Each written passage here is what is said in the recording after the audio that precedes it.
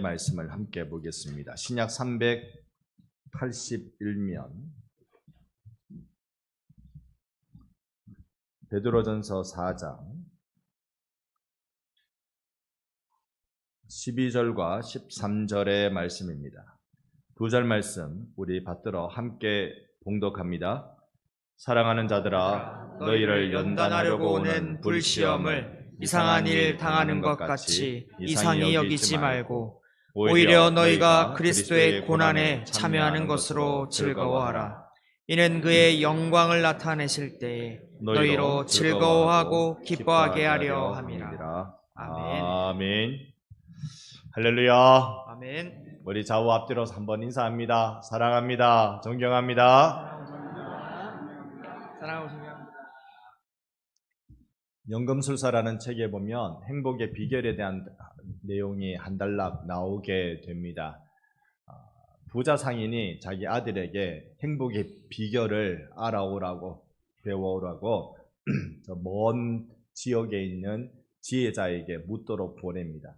이 아들이 가서 그 지혜자를 만나서 행복할 수 있는 비결이 무엇입니까? 이렇게 물어요. 그런데 내가 이 지혜자가 당신과 그 이야기를 나누기 전에 좀 너무 그렇게 바쁘게 그렇게 하지 말고 우리 집을 한번 쭉 둘러보고 오세요 라고 얘기해요. 집이 굉장히 큰 저택이었어요. 그런데 이 둘러보고 올 때 숙제가 하나 있습니다. 그게 숟가락에 기름을 2방울 딱 떨어뜨려 주군요. 이 기름을 절대로 땅에 흘리면 안 됩니다. 자, 집을 한 바퀴 쭉 돌아보고 오세요 라고 했습니다. 이 청년은 숟가락에 기름 2방울 딱 받아 들고는 계단 올라갈 때부터 조심 온 집안을 한 바퀴 다 도는데 자신의 눈은 전부 다 이 숟가락에가 있어요. 이거 떨어뜨리면 안 되니까 조심해서 주인에게로 다시 돌아왔습니다. 주인이 물어요. 이 큰 저택을 돌아보고 소감이 어떻습니까? 여기 그 식당을 지날 때 페르시아산 양탄자를 보았습니까? 정원사가 10년 동안 갖고 놓은 저 나무를 봤습니까? 책꽂이를 지나갈 때 그 양피줄로 만들어진 훌륭한 책들을 보았습니까? 이 청년이 뭐라고 대답했을 것 같아요? 아니요, 저는 이 숟가락만 봤습니다. 이거밖에 못 봤어요. 그랬더니 이 지혜자가 또 이렇게 말해요. 당신이 신뢰할 수 있는 사람의 집이 어떤지도 모르면 그 사람 어떻게 신뢰할 수 있겠습니까? 내가 하는 말을 당신이 신뢰하려면 내가 살고 있는 집이 어떤지 알아야 되겠지요. 그 숟가락 들고 다시 한번 다녀오세요 라고 했답니다. 자, 여기서 우리가 생각해 볼 수 있는 행복의 비결은 뭘까요? 하나는 내가 꼭 지켜야 되는 게 있죠. 기름 2방울. 이건 꼭 지켜야 돼요. 요거를 꼭 붙들어야 그래야 내가 행복해질 수 있습니다. 근데 또 하나는 요것만 붙들고 있다가 아름다운 자연이나 아름다운 음악이나 또 인간이 만들어낸 아름다운 작품들 이런 거 하나도 모르고 그렇게 인생을 살면 그것도 행복한 건 못 된다는 거죠. 그래서 이 연금술사 책에서 얘기하고 싶은 것, 첫 번째 소중한 내 사명을 지켜라. 두 번째 세상의 아름다운 창조 세계를 감탄해라. 이 2가지가 행복의 비결이라고 그렇게 말해준다고 저는 그렇게 읽었습니다.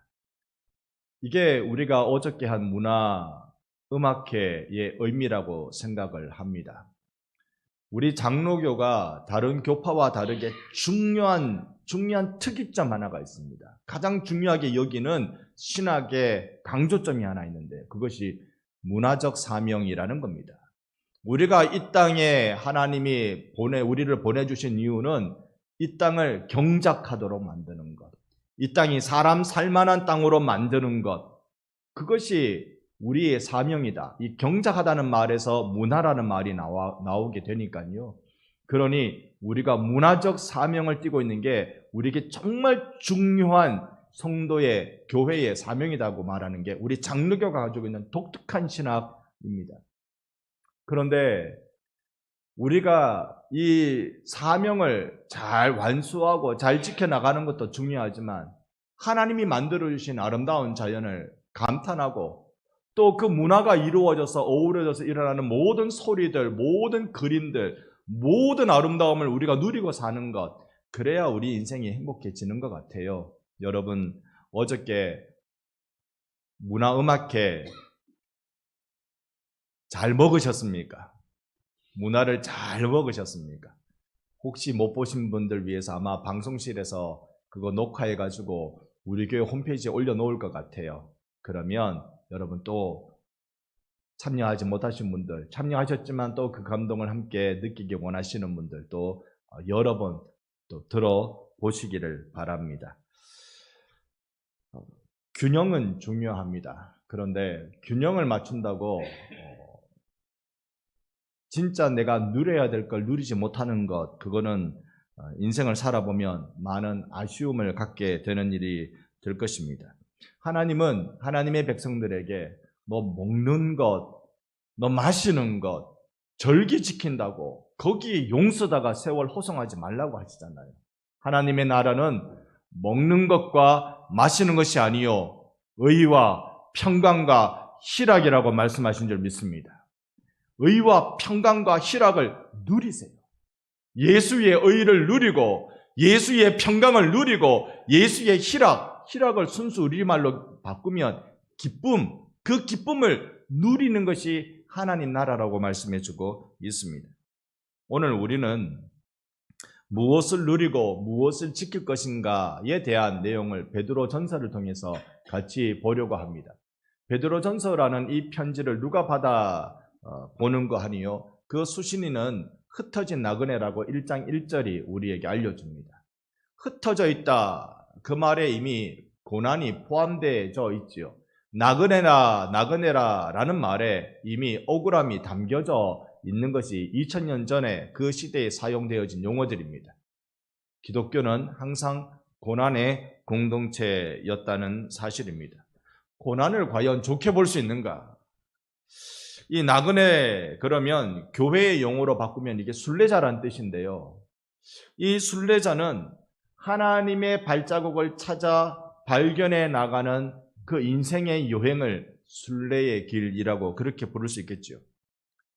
우린 성지, 성경의 지명, 지역을 한번 가봐야 될 텐데 여러분 기도하고 계시겠습니다만 그 나라에 전쟁이 일어나는 바람에 향후 몇 년 동안은 더 이상 예루살렘을 한번 가보자, 이스라엘을 성지답사 가보자 이런 말 나올 수 없을 것 같아요. 이제 우리에게는 좀 시간적 거리가 많이 멀어졌습니다만 그 땅에 예수 그리스도가 없는 그 땅에 그리스도의 십자가와 그리스도의 평화가 그 땅에 임하기를 우리 함께 기도합니다. 순례자는 고난과 함께 사는 사람입니다. 여러분 배우 윤석화 씨를 혹시 아십니까? 연극 배우이기도 하고 그렇습니다. 인터넷 뉴스를 보니까요. 뇌종양 암투병을 했다고 그렇게 나오더라고요. 근데 이것이 전조 증상 없이 갑작스럽게 발견돼 가지고 영국에서 갑자기 쓰러져서 그래서 뇌종양인 줄 알았답니다.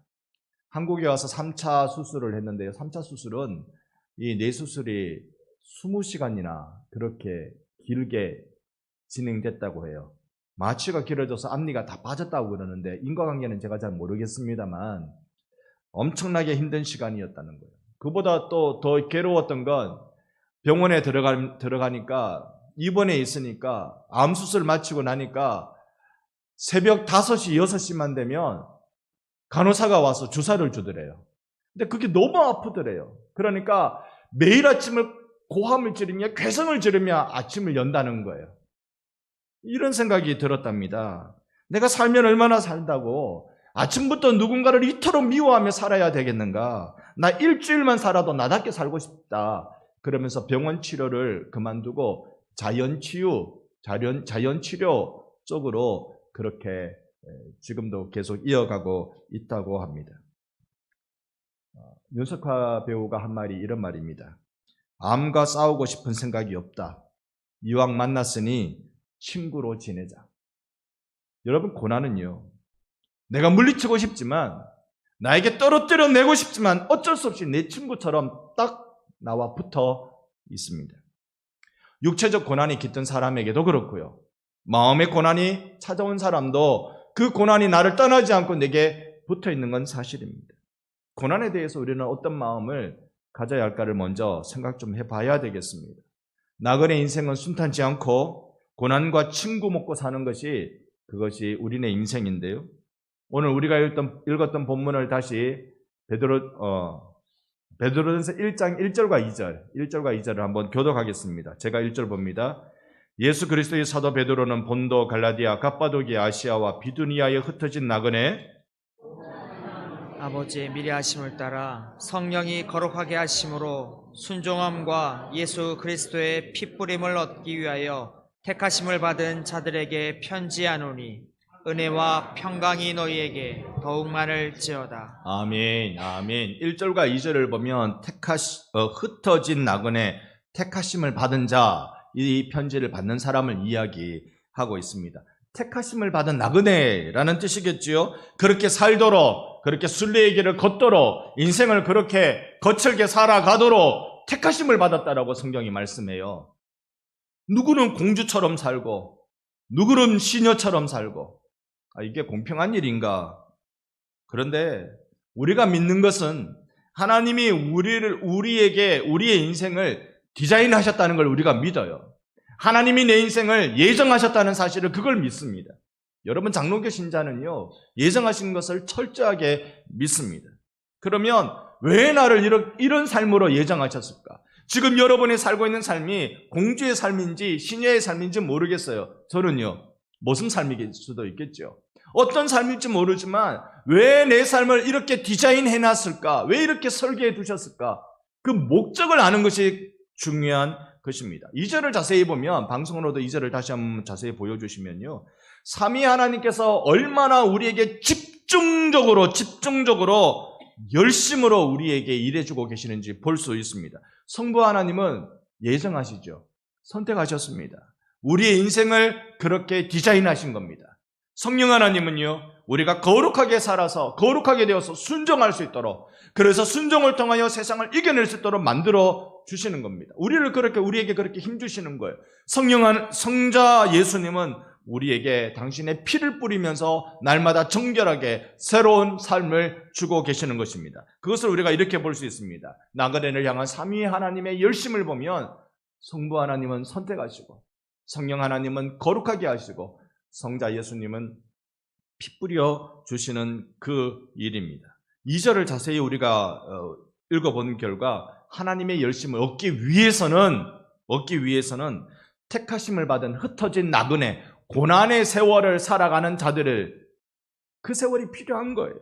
그 세월 이겨내라고 하나님이 나의 인생을 예정하시고, 성령님이 나에게 이 기름을 주시고, 예수님이 날마다 피 뿌려 우리를 새롭게 주시는 일을 경험하게 되는 것이지. 오늘 쉽지 않은 세상살이 한가운데 던져진 우리들에게 꼭 필요한 것이 있다면 그것은 하나님의 은혜인 줄 믿습니다. 이 예배 시간이 삼위 하나님 주신 은혜가 충만한 예배가 되기를 축원합니다. 소망은 우리에게 중요합니다. 나로 하여금 모든 것을 참고 견디게 만드는 것도 사실은 그건 소망 때문에 그렇습니다. 예전에 탄광에 갇혀서, 사고로 갇혀서 그 믹스 커피로 끼니를 때우며 221시간을 견뎌냈던 광부들 이야기 잘 아실 것입니다. 그들이 그 믹스 커피 그게 뭐라고, 여러분 혹시 그때 광부 사건을 보고 믹스 커피가 몸에 좋은가 보다, 이거 밥 대신 먹자 그러시면 안 돼요. 그거 아니에요. 이게 뭐라고, 이 겨우 10g 정도밖에 안 될 텐데 이게 뭐라고, 이거를 먹어가면서 221시간 거의 열흘을 견뎌낸단 말입니까? 딱 하나밖에 없죠. 나 구조될 거다. 나 구조되어서 이 탄광에서 나갈 소망이 나는 있다. 이 소망이 사람으로 하여금 견디게 하고 이기게 하고 참게 만들어 주는 것이죠. 소망이 있으면 그 환경 속에서도 사람은 살아나고요, 절망이 오면 어떤 환경에서도 그 사람은 죽어갑니다. 여러분, 오늘 이 예배 시간이 여러분에게는 살아나는 시간입니까? 죽어가는 시간입니까? 소망으로 충만하기를 축원합니다. 아멘. 예수 나의 소망 되심 때문에 나의 주어진 어떤 상황에도 불구하고 내가 살아남을 경험하게 되는 것입니다. 1장 3절은 우리에게 이렇게 말하는데요. 우리 주 예수 그리스도의 아버지 하나님을 찬송하리로다. 그의 많으신 긍휼대로 예수 그리스도를 죽은 자 가운데서 부활하게 하심으로 말미암아 우리를 거듭나게 하사 산 소망이 있게 하시며, 산 소망은 누가 있느냐면 거듭난 자에게 있는 거예요. 거듭난 자에게. 소망이 있으면 여러분 견딥니다. 흩어진 부름받은 나그네들에게 소망을 가지라고 그렇게 베드로는 권면합니다. 여러 지역에 흩어졌다는 것은 여러 지역에서 다양한 고난에 노출되어 있다는 뜻이지요. 나그네로 순례자의 삶을 살아가는 그들에게, 고난 가운데 있는 그들에게 주는 말씀입니다. 이 엄청난 고난을 이겨내는 비결이 바로 소망이라는 것이죠. 예수께서 나를 긍휼히 여기신다는 그 소망, 예수의 부활로 나는 거듭났다는 그 소망, 나는 하나님이 책임져 주시는 인생이라는 그 확신, 예수의 피와 그분의 부활로 죄사함을 얻게 된 나는 새로운 인생을 살아가는 자라는 그 확신이 나로 하여금 고난의 세월을 이겨내게 만드는 것입니다.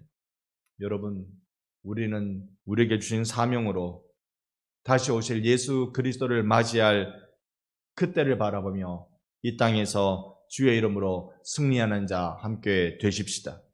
예수의 이름으로 승리하는 자, 하늘 소망을 품은 나그네라고 부를 수 있을 것입니다. 여러분은 누구라고요? 하늘 소망을 품은 나그네입니다. 옆에 분께 인사 한번 할까요? 당신은 하늘 소망을 품은 나그네이십니다. 하늘 소망 품은 나그네이십니다. 여러분 모두 다가 우리는 땅에 두 발을 딛고 있지만 하늘을 바라보는 하늘 소망을 품고 있는 나그네들입니다. 성령님 의지하고 순종의 자리에 나가고 날마다 예수 보혈 의지하고 새로움을 경험하는 우리들이 하늘 소망을 누리는 자이지요. 이 연금술사 책에 보면 또 이런 대목도 나옵니다. 이 여행하는 주인공이 한 무슬림을 만납니다. 그러니까 이슬람 교도를 만납니다. 그 대화를 나누는 중에 이 이슬람 교도의 평생의 소망이 뭐냐면, 자기 인생의 목적이 뭐냐면 성지 메카를 순례하는 일이에요. 그러기 위해서 저축도 하고 그날을 꼭꼭 기다리고 있는 겁니다. 그런데 가만히 보니까 떠날 준비, 성지 순례를 할 준비가 다 됐는데 꼼짝을 안 하고 있는 거예요. 준비가 다 됐는데 왜 안 갑니까? 이 무슬림이 한 대답이 어떤 인간의 본연의 마음에 대한 대답인 것 같아요. 내가 성지 메카를 가보는 게 내 인생의 목적이지만 안 가는 이유는 갔다 와서 나는 더 이상 무슨 소망으로 살아야 될지 몰라서 안 간대요. 여러분과 저희의 소망은요, 그게 이루어지면 더 이상 살 에너지가, 목표가 사라지는 겁니까?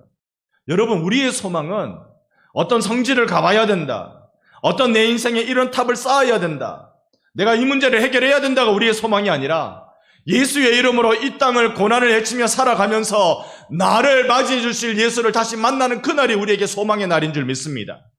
나를 가슴으로 끌어안아 주시는 예수를 만나는 그 감격이, 그 감동이 내가 누리고 싶은 소망이에요. 그래서 우리는 우리의 소망이 이루어지면 영원한 하늘나라가 열리는 것입니다. 여러분, 순례의 길에 그 끝자락에 계시는, 팔 벌려 우리를 기다리시는 예수 그리스도를 여러분 만나기를 소망하고 그분을 기대하고 힘껏 달려나가는 성도 되시기를 축복합니다. 그래서 우리의 평생의 소망은요, 예수 아는 거예요. 여러분, 예수 알아갑시다.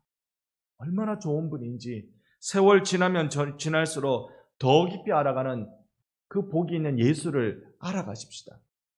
바른 신앙의 자세가 이런 겁니다.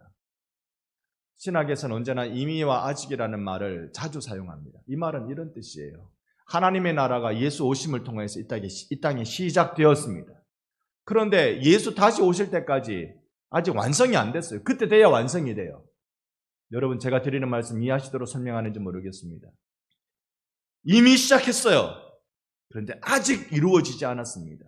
이게 바른 신앙관입니다.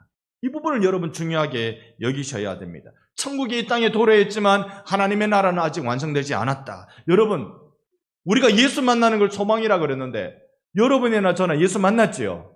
우리 예수 만났잖아요. 예수 만났는데 예수 만날 것을 우리는 소망하는 겁니다. 이미와 아직으로 생각해 보면 그렇습니다. 예수 다시 만난 것이기에, 예수 다시 만날 것이기에 우리는 이 땅이 다가 아니라고 여기고 살아가는 것입니다. 세상을 이기는 비결 무엇일까요? 고난이 있어서 순례의 길을 영 불편한데 세상을 이기는 비결이 무엇일까요? 내 몸에 찾아온 고난과 내 마음에 새겨진 이 고난을 어떻게 해결할 수 있을까요? 한 드라마를 보는데 그 대사가 이런 거였습니다. 내가 이렇게 많이 벌고 부자가 돼도 그 옛날 고생했던 것, 몸은 가난을 기억하더라. 여러분, 몸은 가난을 기억하더라. 내 형편이 바뀌어졌지만 몸은 가난을 기억하더라. 그건 마음에 한이 되어 있다는 뜻이죠. 그러는 상황 속에 이 세상을 이겨나가는 순례자로 승리하는 비결이 무엇일까요? 첫 번째는요, 여러분, 말씀을 사랑해야 하는 것입니다. 2장 1절과 2절을 교독합니다. 그러므로 모든 악독과 모든 기만과 외식과 시기와 모든 비방하는 말을 버리고 갓난아기들 같이 순전하고 신령한 젖을 사모하라. 이는 그로 말미암아 너희로 구원에 이르도록 자라게 하려 함이라. 아멘. 신령한 젖을 사모하라. 누구같이? 갓난 아기처럼. 여러분, 오늘 1절에는 버리고 2절에는 사모하라 라고 되어 있어요. 그러니 먼저 여러분 버려야 돼요. 1절 다시 한번 보여주실래요? 1절을 보면 악독, 기만, 속이는 거죠. 외식, 시기, 모든 비방하는 말, 여러분 마음속에 입술 속에 버려지는 은혜가 있기를 바랍니다. 이거 버리세요. 이거 버리세요. 우리가 어제 우리 교회 문화합창단이 부른 찬양이 행복이라는 찬양이었습니다. 우리 함께 자주 불렀던 그 찬양이기도 해요. 억울한 일 많으나 주를 위해 참는 것, 그게 버리는 거예요. 여러분이 악독, 기만 이런 말들 하지만 내가 악독해서 악독해진다고 생각하는 사람 아무도 없습니다. 다 억울해요. 여러분, 세상에 제일 억울한 사람이 가장 많이 모여있는 곳이 어디입니까? 교도소라고 그래요. 가면 다 억울하다고 그래요. 다 억울하다고. 억울하죠. 여러분, 그러나 그 억울한 마음이 있지만 내 속에 일어나는 악독과 분냄과 시기와 분쟁하려는 마음들을 다 내려놓고 모든 죄악됨들을 내가 다 내려놓고 이거 가지고는 하나님의 나라를 유업으로 받지 못하거든요. 이걸 버려야 됩니다. 마음의 힘겨움도 여러분 내려놓으시기를 바랍니다. 오해가 있고 억울함이 있고 상처가 있는 그 모든 것들을 우리는 내려놓아야 합니다. 그리고는 다시 우리는 아이로 돌아가야 됩니다. 갓난아기처럼. 내 마음을 비웠으면 채워놔야 될 거잖아요. 그건 순전한 젖으로 채워야 됩니다. 바로 하나님의 말씀을 말하는 것입니다. 주의 말씀을 여러분 먹으십시오. 말씀을 개인의 경건 시간으로 먹으시고 예배 시간에 받으시고 성경 공부를 통하여 곱씹을 수 있는 은혜가 여러분 가운데 반드시 필요합니다. 이런 경험을 여러분 하셔야 말씀 생활을 잘하고 있으신 거예요. 어떤 경험이냐? 따라합시다. 내가 말씀을 읽어가다가 말씀이 나를 읽어간다. 여러분, 이거 경험하셔야 돼요. 분명히 내가 성경을 읽어가는데 읽어가다가 빠지는 순간 성경이 나를 읽어가는 걸 경험하는 거예요.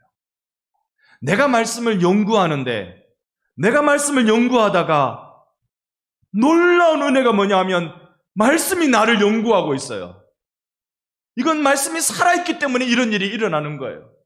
내가 하나님의 말씀을 읽어가는 종교적 도리를 다하기 위해서 내가 말씀을 읽어가는데 말씀이 나를 읽어주는 일, 너 은혜가 필요하구나. 너 생명이 필요하구나. 너 위로가 필요하구나. 너 용기가 필요하구나. 말씀이 나를 읽어주는 그 은혜가 말씀 생활입니다. 우리 말씀의 생활이 깊어지고 새로워지는 은혜를 날마다 경험하는 우리 반성교회 되기를 축원합니다. 두 번째로 우리에게 필요한 건 선을 행하는 겁니다. 3장 10절과 11절을 교독합니다. 그러므로 생명을 사랑하고 좋은 날 보기를 원하는 자는 혀를 금하여 악한 말을 그치고 그 입술로 거짓을 말하지 말고 악에서 떠나 선을 행하고 그 화평을 구하며 그것을 따르라. 아멘. 베드로전서 편지에는요, 선을 행하라는 말이 많이 반복됩니다. 선을 행하는 것, 그거 마땅히 우리 종교적 도리지요. 예수 잘 믿는 사람은 선을 행하는 것이지요. 그런데 이 선을 행하는 큰 의미가 있습니다. 우리가 지난주에 야고보서를 묵상하면서 흩어진 나그네 디아스포라라는 얘기를 잠깐 좀 나눴습니다. 그건 단순히 흩어졌다는 것이 아니라 세상을 바꾸기 위한 하나님의 교회를 세우는 방식, 새로운 인류로 성도를 만드셨다는 것, 그걸 의미한다고 말씀을 드렸습니다. 그런 자들이 하나님이 보내신 아들 예수를 믿는 자들을 통하여 이 세상을 바꾸기를 원하시는 분이세요. 그런 하나님의 택함 받은 그런 자들이 무엇해야 세상이 바뀔까요? 선을 행하는 겁니다. 장로교의 약점 중에 하나가요. 절대 장로교 교리가 그러지 않은데 왜 이런 약점이 생겼는지, 약점 중에 하나가 예수를 믿기만 하면 된다고 하는 거예요. 예수를 믿기만 하면 된다? 잘 믿어야 되지. 예수를 잘 믿어야 돼요. 여러분, 이거 어떤 의미냐면 그 나무는 열매로 안다 그랬습니다. 열매로 아는 거예요. 열매를 보면 그 나무가 뭔지 알아요. 아무리 그 나무에 무슨 나무라고 써붙여놔도, 색깔을 칠해놓고 해놔도 열매를 딱 보면 그게 사과나무인지 배나무인지 알아요. 그 사람이 예수를 믿는 사람인지 아닌 사람인지는 뭘 보면 압니까? 열매 보면 알아요. 그게 선행이란 말입니다. 선한 일, 그 사람의 선한 일, 선행을 보면 그 사람이 예수 믿는 사람인지 안 믿는 사람인지 안다고요. 물론 선행이 원인은 아닙니다. 선행은 결과지요. 그러나 여러분, 우리에게 중요한 것은 이 선행을 통하여서, 우리가 예수 믿고 몸부림치는 이 선행을 통하여서 하나님은 세상을 바꾸기로 결정하셨다고요. 이 세상은 예수 믿는 사람들의 선행을 통하여 바뀌어지는 것입니다. 힘의 원리로 바뀌어집니까? 힘의 원리로 바뀌어집니까? 저기 전쟁하는 것 보세요. 힘의 원리로 세상은 평화가 지켜졌습니까? 힘의 원리로, 군사력으로? 아니요. 세상을 지키는 유일한 방법은 예수 믿는 사람들의 선행입니다. 이 땅에 애 안 놓는다 아우성이 많습니다. 전 세계 사람들이 우리나라 보고 놀랍니다. 다 이런 것이 사회학자들은 우리나라가 너무 빨리 발전해서 그렇대요. 너무 빨리 발전하고 이 고난을 감내하는 이 연습이 그 다음 세대에 전수되지 않았기 때문에 이런 일이 일어난다고들 합니다. 그런데 우리가 할 수 있는 선행은 뭘까요? 우리가 할 수 있는 선행은 젊은이들 기 살려주는 것, 젊은이들에게 신앙에 눈뜨게 해주는 것, 그리고 결혼하면 좋다, 이거 우리 말로만 하지 맙시다. 여러분은 여쭤봅니다. 결혼하신 분들, 결혼하면 좋습니까? 다 얼굴이 굳어 있잖아요. 결혼하면, 갓 결혼한 지 얼마 안 되는 우리 강동승 집사님, 결혼하면 좋습니까? 힘이 약하잖아요. 곧 결혼하게 될 최하모 경제님, 김성경 자매님, 결혼하면 좋을 것 같습니까? 대답이 없지요. 여러분, 기억하세요. 우리는요, 선을 행해야 돼요. 여러분이 결혼에 행복하셔야 돼요. 여러분의 가정이 행복한 가정이 되셔야 됩니다. 결혼하면 좋다 말로만 하면 그 거짓말처럼 보여요. 얼굴 인상을 팍 쓰고, 여러분, 예수 믿으면 행복해집니다. 예수 믿으이소. 믿을 사람 누가 있어요? 이게 돼야지, 이게 안 되고 눈꼬리 올라가고 입꼬리 내려가고, 예수 믿으면 뭐집니다. 안 믿죠? 어떻게 믿음의 감동이 와요? 우리가 선을 행해야 된다고. 예수 믿는 감동으로 내 속에 사무치는 그 은혜를 경험하면서 이 속에 폭발하며 나오는 아름다운 선행이 우리 가운데 있어야 된다고. 말이 선행이 되어야 되고 행동이 선행이 되어야 되고 교회 가면 좋습니다 할 때 그 교회 가는 발걸음이 내가 가벼워져야 되고. 여러분이 예수 잘 믿는 분들 되기를 축원합니다. 이 선행, 하나님은 그리스도인들의 선행을 통하여서 세상을 바꾸기로 결정하신 분이십니다. 실제로 한번 그렇게 살아보십시오. 내 마음에 아픔을 준 사람들이 있죠. 여러분, 내 마음에 아픔을 준 사람, 여러분 마음에 지워지지 않는 아픔을 준 사람은 제일 가까이 있는 사람입니까? 아니면 저 북한의 김정은입니까? 누가 여러분 마음에 아픔을 줬어요? 북한의 김정은 데리고 와라, 내가 혼내줄 테니까 막. 누가 우리 마음에 아픔을 줍니까? 가까이 있는 사람이죠. 사실은 가까이 있는 사람이 아픔을 줘요. 친구한테 보증 잘못 샀다가 완전히 가문이 다 폭삭망한 그 김익도 목사님이 그랬다고. 가까이 있는 사람이에요. 가까이 있는 사람. 이번 한 주 동안 우리는 어떻게 해야 될까요? 이번 한 주 동안 선행을 행하세요. 누구에게? 제일 가까이 있는 사람에게. 옆 사람 얼굴 한번 보세요. 내가 선행을 행할 대상입니다. 아멘. 영 아멘 소리 좋고 이번 주에 선행을 행할지 반대가 될지 옆에 있는 사람인데 가까이 선행을 행할 사람이에요. 선을 행하세요. 하나님이 세상을 살리는 방법, 교회를 회복시키는 방법이 이것입니다. 말이, 행동이, 눈빛이 선이 되어야 할 것입니다. 세 번째로 오늘 중요하게 여러분께 드린 말씀이 참는 것, 인내하는 것입니다. 지난 야고보서 말씀에도 이 말씀으로 이 주제로 결론을 냈습니다만 우리에게 참음과 인내는 필요합니다. 베드로 전서도 그렇습니다. 우리 본문 3은 4장 12절과 13절 여전히 우리 두 절을 같이 한번 함께 읽어보겠습니다. 사랑하는 자들아, 너희를 연단하려고 오는 불시험을 이상한 일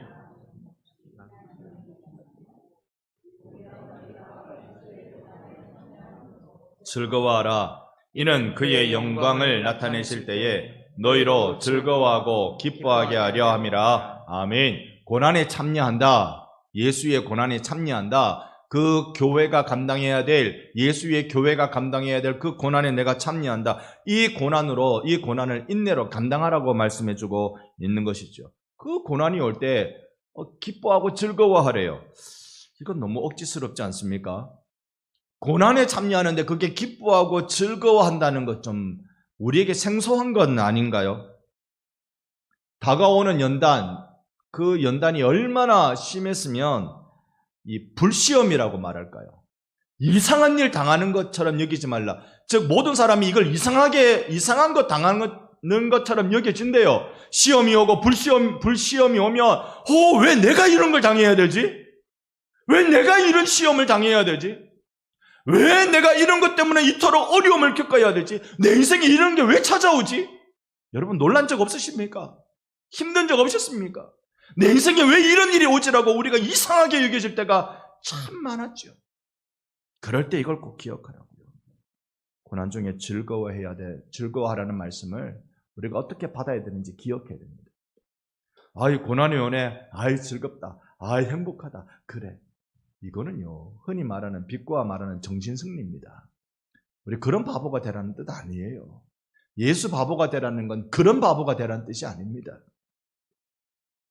고난이 나를 연단한다는 걸 기억하십시다. 이 고난으로 나는 인내를 배우고 이 고난으로 나는 참음을 연습하는 겁니다. 고난이라는 세월을 살다 보니, 이걸 만나보니, 그리고 어려운 세상과 어려운 사람들을 내가 만나보니 그때마다 눈물 짓고 그때마다 기도하고 그때마다 은혜 구하게 되었습니다. 그러니 예수께서 주시는 세임을 그때서야 경험하는 거예요. 고난이라는 아찔한 경험 속에 예수가 살아 계시는 분이시구나, 그때서야 알게 되는 거예요.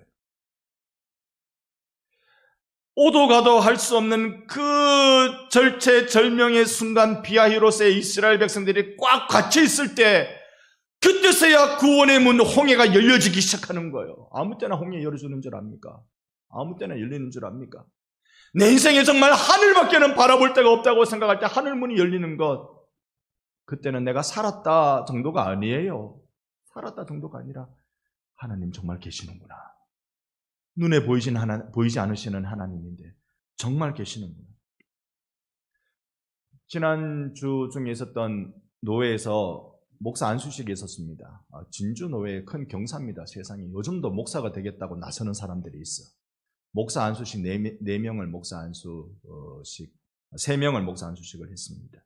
그때 설교하는 목사님이 이런 말을 했어요. 여러분 2001년 9월 11일은 미국의 9.11 테러가 일어났던 그날입니다. 기억하시죠? 비행기가 쌍둥이 빌딩 확 박아가지고 거기 탁 이 빌딩이 막 무너져 내리는 거. 텔레비전 보고 다 놀라셨을 거예요. 저는 그날 밤새면서 뭐 할 일이 있어서 밤새다가 새벽 뉴스를 보고 실시간 CNN 뉴스를 봤어요. 얼마나 무섭던지. 얼마나 무섭던지. 근데요, 그 비행기가 빌딩을 박았는데 그 박은 층만 뭐 부셔진 게 아니라 전체 빌딩이 금이 가고 무너지고 또 그 전에 화염이 불이 확 타오르고 사람들은 전부 다 도망 나와서 빨리빨리 도망가려고 뛰쳐나오는데 영 반대 방향으로 저 불타는 빌딩으로 저 죽음이 도사리는 빌딩으로 용감하게 달려가는 사람들이 있더라는 거예요. 그 사람들이 소방관이었어요. 소방관이 영어로 말하면 불과 싸우는 사람들, firefighter입니다. 당신들 미쳤습니까? 도망가야지 미쳤습니까? 거기 왜 갑니까? 우리가 구조해야 될 사람이 저기 있어요. 내가 구조해야 될 사람이 저기 있어요. 그러니까 소방관들이 그 무장 장비 다 가득 몸에 채우고는 그 빌딩으로 들어가서 못 나온 사람들이 허다했다는 거예요. 그들이 한 말이 뭔지 아세요? 나는 소방관입니다. I'm a firefighter.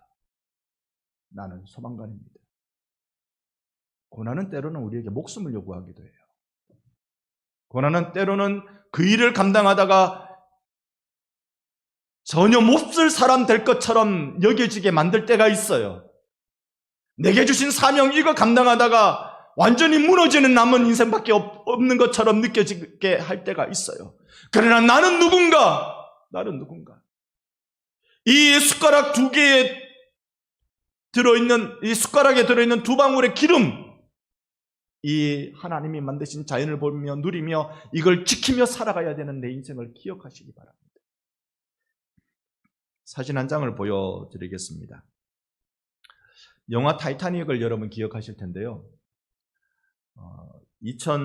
1912년, 지금부터 100년이 더 지났습니다. 영국에서 미국으로 대서양을 지나 배가 큰 여객기가 지나가고 있을 때 빙산하고 배하고 박아가지고 배가 침몰한 사건입니다. 근데 그 배에는요, 첫 이 항해였는데 원래 탈 수 있는 승객보다 훨씬 더 많이 탔어요. 2200명이 탔습니다. 그 배의 구명보트는요 700명분만 있었습니다. 이 사고로 1500명 이상이 죽었습니다. 700명은 구명보트 타고 나왔고요. 그런데 이 바이올린은 귀족들이 주로 타는 배니까 사고 나기 전에 밴드가 거기 갔어요. 밴드는 드럼 치는 밴드 말고 100년 전이니까 바이올린 켜고, 우리 어저께 관현악단 보셨죠? 그렇게 음악회를 여는 그런 밴드가 타고 있었어요. 그 밴드의 리더가 가지고 있는 바이올린입니다. 이게 얼마 전에 10년 전인가요? 그때 이제 경매에 나왔습니다. 경매 낙찰가가 얼마인지 아세요? 입이 딱 벌어졌어요. 이거 여러분 줄을 보세요. 줄 몇 개 남았습니까? 2개로 연주는 안 되죠. 이거 물에서 빠진 걸 건져냈기 때문에 소금물이었는데 모양은 멀쩡해도 연주는 안 된답니다. 이 가격이 낙찰받은 가격이 15억이었습니다. 우리 돈으로 15억 원에 낙찰받았습니다. 이만하게 놀라운 낙찰 가격치고 타이타닉 호에서 유품이 많이 발견됐는데 유품 중에 제일 비싸게 낙찰된 그런 유품이에요. 이만큼 비쌌던 이유가 있습니다. 밴드 리더 이 하틀러라는 사람인데요. 하틀러는 배가 침몰해 갈 때 사람들이 우왕좌왕하고 두려워하고 무서워할 그때 우리가 할 수 있는 건 이들에게 노래를 불러주는 일이다. 그래서 자기가 이끄는 밴드들이 다 모여서, 연주자들이 모여서 노래를 연주한 거예요. 사람들의 마음을, 죽음을 앞둔 사람들의 마음을 위로하자. 자기도 죽을 거지만 죽음을 앞둔 사람들을 위로하자 그러면서 연주한 거예요. 그리고는 이 하틀리가 연주 다 끝나고 이제 침몰 10분 전에 되었을 때 이 연주회가 끝났는데요. 이 바이올린을 케이스에 놓고 그 케이스를 자기 몸에 묶고 그리고 물에 빠져 죽었어요. 그걸 건져낸 겁니다. 마지막 이 밴드가 부른, 이 관현악단이 부른 노래가 살아난 700명의 증언을 보니까 이런 노래를 불렀다는 거예요.